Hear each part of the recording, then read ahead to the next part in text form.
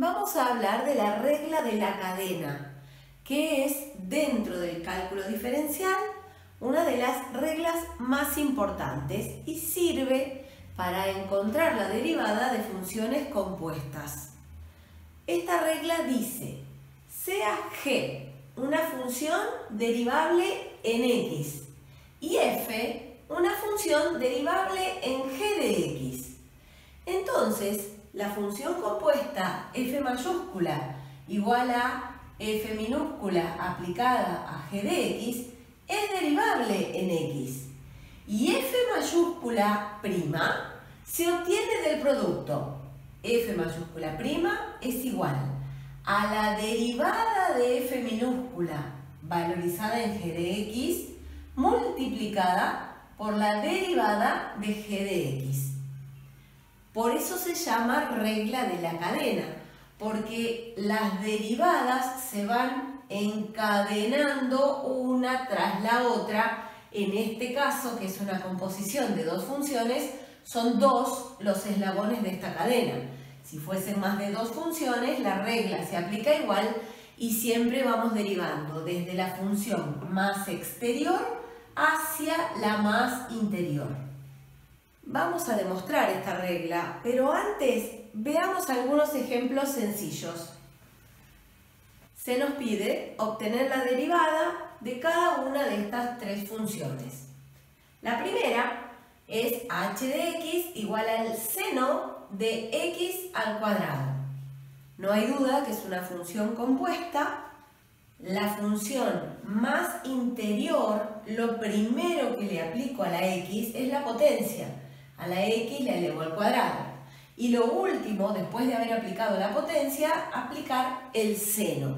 Entonces, para aplicar la regla de la cadena, se empieza derivando siempre desde la función más exterior hacia la función más interior.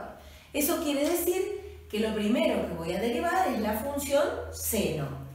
Para obtener h' de x, tengo que obtener primero la derivada del seno de lo que haya en el paréntesis. Entonces, la derivada del seno es el coseno de lo que haya en el paréntesis. Esto sería la f' valorizada en g de x. Ahora tengo que multiplicar por la derivada de esa g de x, que es la función interior. En este caso es x cuadrado la función interior. Multiplico por la derivada de x cuadrado, que es 2x. Y esa es la expresión que nos quedó para la derivada de la función h de x que nos dieron en primer término. Veamos la función siguiente. R de x es el seno de x elevado al cuadrado. O si quieren podemos leerlo como el cuadrado del seno de x. Acá también vemos que es una función compuesta. La primera función que se le aplica a la x es la función seno. Una vez obtenido el valor del seno de x, a ese resultado se lo eleva al cuadrado. Es decir que la última función que se aplica es la potencia. La primera es la función seno. Por lo tanto, cuando empezamos a plantear la derivada de esta función r, la primera de las funciones que tenemos que derivar, sabemos que es la más externa, la potencia. Entonces tengo que derivar el cuadrado de un paréntesis. ¿Cómo se deriva el cuadrado de algo?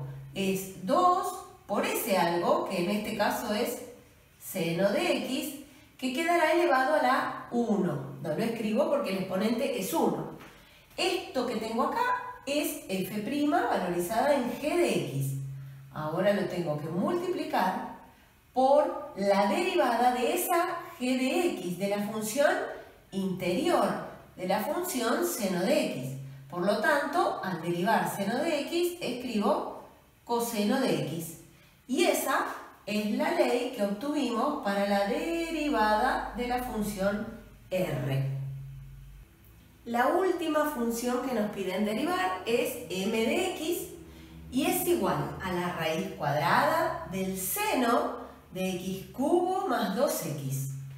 Esta función también es compuesta, pero estoy tomando una composición de 3 funciones. En el caso de las 2 funciones anteriores es una composición de 2. Esta es de 3 funciones. ¿Cuáles son? Lo primero que le aplico a la x es este polinomio, elevarla al cubo y sumarle el doble de x. Lo primero que hago entonces es esta función. Al resultado obtenido al aplicar esa función, le aplico el seno. Es la segunda función que aplico, la función trigonométrica seno. Una vez obtenido el resultado del seno de ese polinomio, le aplico la raíz cuadrada. Recuerden ustedes que a la raíz cuadrada se la puede escribir como potencia a la 1/2, si no quiero escribir raíz cuadrada. Entonces, la última función que apliqué es esta raíz cuadrada o potencia 1/2. Será la primera que tengo que derivar. La siguiente que voy a derivar es la función seno y por último la función polinómica, que es la más interna en esta composición. Empecemos entonces. Para obtener m' de x, empiezo derivando toda esta expresión elevada a la 1/2, porque es más fácil derivar una raíz con forma de potencia.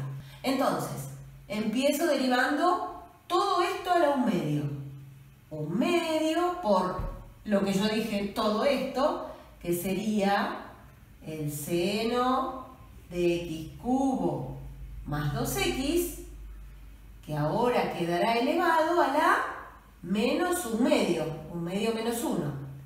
Esto que yo acabo de escribir es el primer eslabón de esta cadena. Es la derivada de la primera función valorizada en todo lo que queda en el interior. Ahora voy al segundo eslabón. Multiplico por la derivada de lo que quedó dentro de la raíz cuadrada. Eso es el seno del paréntesis.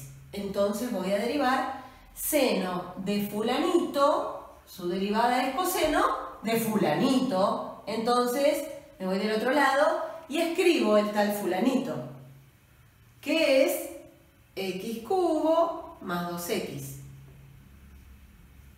Acabo de escribir en este lugar al segundo eslabón de esta cadena. Ese segundo eslabón es la derivada del seno del paréntesis. Pero ahora me falta multiplicar por la derivada del último eslabón, el paréntesis. En realidad la derivada es el último eslabón. Multiplico entonces por la derivada del paréntesis. Será 3x cuadrado más 2. Entonces, en este caso, la derivada que obtuvimos tiene 3 eslabones. Este primero que está acá es la derivada de la raíz cuadrada de todo lo que estaba debajo. Le sigue este que está acá, que es la derivada del seno del paréntesis. Y esta que está acá es la derivada del paréntesis. Si hubo una composición de 3 funciones, en la derivada, aplicando la regla de la cadena, tienen que verse 3 eslabones.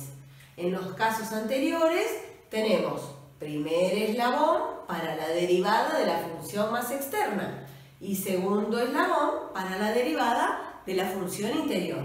Lo mismo en el caso de la derivada de la función r. Primer eslabón, derivada de la función más externa, la potencia, por segundo eslabón, derivada de la función interna, que es el seno de x. Habiendo visto estos ejemplos básicos, vamos a hacer la demostración de esta regla. Lo que estamos queriendo demostrar es que para la función compuesta f mayúscula, escrita de este modo, su derivada se escribe de este modo. Entonces vamos a aplicar la definición de derivada de una función que estuvimos utilizando para demostrar muchas de las reglas de derivación. Lo que estamos buscando es f mayúscula derivada en x, f mayúscula prima en x. Vamos a plantear entonces el límite cuando delta x tiende a 0 de f mayúscula aplicada en x más delta x menos f mayúscula aplicada en x sobre delta x. Es decir, el incremento en f dividido el incremento en x. Pero como sabemos que la función f mayúscula se escribe de este modo, con forma de composición, podemos reemplazar donde diga f mayúscula por f compuesta con g. Entonces, eso es lo que vamos a hacer y en el paso siguiente nos quedará escrito el límite cuando delta x tiende a 0 de un cociente donde el denominador va a seguir siendo delta x y solo vamos a modificar una parte del numerador. F mayúscula va a ser reemplazado por f minúscula aplicada a g en x más delta x. Y a eso le vamos a restar, en lugar de f mayúscula, f minúscula aplicada a g de x. Así quedó entonces expresada la función f mayúscula con su estructura de composición. Pero si echamos un vistazo, esto no tiene demasiado de cercano a lo que nosotros vamos a querer probar, que es un producto entre dos derivadas. Una, la de la función más externa, f, valorizada en la función interior, y la otra, la derivada de la función interior. Acá no vemos que esto se vaya acercando demasiado a lo que queremos probar. Y en este caso vamos a necesitar hacer algo similar a lo que ya hicimos para demostrar la regla de derivación de un producto de funciones. En aquel momento hubo necesidad de agregar cierta expresión sumando y restando, que es lo mismo que no agregar nada. En este caso, tenemos la necesidad de agregar una expresión multiplicando y dividiendo para después lograr llegar al resultado deseado. Si agregamos la misma expresión multiplicando y dividiendo, es como si multiplicáramos por el número 1, con lo cual no estamos modificando en nada a la expresión que se nos dio de partida. Entonces, eso es lo que vamos a hacer. Vamos a agregar, multiplicando y dividiendo, la misma expresión. Esa expresión va a ser g de x más h menos g de x. La agregamos ahí arriba multiplicando y también la vamos a agregar dividiendo para no alterar el resultado de lo que hubiésemos obtenido si no estaba agregado eso, pero con el firme objetivo de, habiendo agregado eso, llegar a la conclusión que estamos buscando. Si queremos, podemos separar con paréntesis lo que ya traíamos de lo que agregamos, que además de estar en color, ahora está bien identificado con un paréntesis. Lo que estamos viendo es que este límite, cuando delta x tiende a 0, afecta a todo este producto entre estos dos paréntesis que acabamos de escribir. Entonces, lo que nos va a convenir hacer es, y está permitido porque es un producto, organizar de otra manera a esta expresión. Lo que vamos a hacer es, a este numerador le vamos a acompañar este denominador, y este denominador va a pasar allá, porque como están multiplicando, podemos escribir primero este y después este otro, o al revés. Entonces nos basamos en esa propiedad para poder expresarlo de este modo. Límite, cuando delta x tiende a 0, de f en g de x más delta x menos f en g de x dividido g de x más delta x menos g de x. Y multiplicamos a g de x más delta x menos g de x dividido, ¿quién? Delta x. Cerramos el corchete y tenemos ahora mejor organizados estos dos factores y estamos haciendo el cálculo de un límite aplicado a un producto. Sabemos que si el límite existe para cada uno de los factores en ese producto, lo podemos distribuir, que es lo que vamos a hacer en el paso siguiente. Pero primero veamos el denominador del primer factor. Esa expresión g de x más delta x menos g de x no es otra cosa que el incremento en g, en la función g. Entonces, cuando volvamos a escribir esta expresión, podemos reemplazar a este denominador con delta g. De ese mismo modo, podemos pensar en despejar g de x más delta x de esta expresión de arriba. Y nos queda igual a delta g más g de x. Por comodidad y solo por comodidad, en lugar de escribir g de x, vamos a escribir solo g, pero solo por comodidad. Esto va a hacer que nos olvidemos que g es una función de x y que tomemos a g como si fuese una variable. En realidad g va a ser la que varía dependiendo de x, pero no hay duda de que varía, es una variable dependiente de x. Hagamos otra observación más en la primera de las expresiones. Como el límite es cuando delta x tiende a 0, veamos que en esa expresión, cuando delta x tiende a 0, esta diferencia tiende a 0, porque esto tiende a g de x y le resto g de x. Quiero decir con esto que cuando delta x tiende a 0, todo esto, ¿qué es todo esto? Tiende a 0. Entonces, si delta x tiende a 0, entonces delta g también tiende a 0. Todo esto que estamos observando lo vamos a trasladar al siguiente renglón que escribamos, donde ya vamos a poder, sabiendo que ambos límites existen, distribuir el límite en este producto.